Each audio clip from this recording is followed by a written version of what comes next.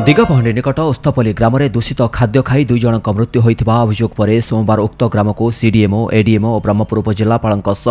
अन्य अधिकारी ग्रस्त करते दूषित खाद्य जो ग्रामर 20 जनरू ऊर्ध्व आक्रांत होती। वर्तमान ग्राम में स्वतंत्र डाक्तरी व्यवस्था ग्रहण कर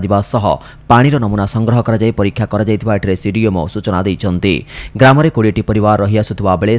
पाइखाना व्यवस्था नथिबा जोगु ए दिगरे दृष्टि दियाजिबो बोली सीडीएमओ कहिबा सह ग्रामवासी को सचेतनता कराइथिले।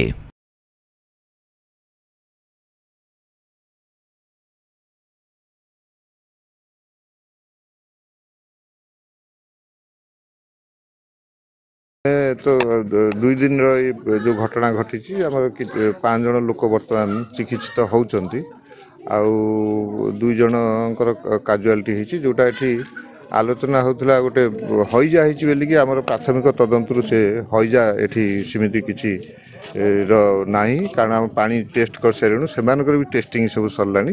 सीमित गोटे किए गुजब ये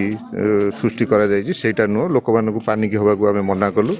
जहाँ आम पानीर कौन असुविधा ना पा 2 थर आम टेस्ट कर सारूँ सब ठीक अच्छी यही आम मेडिकल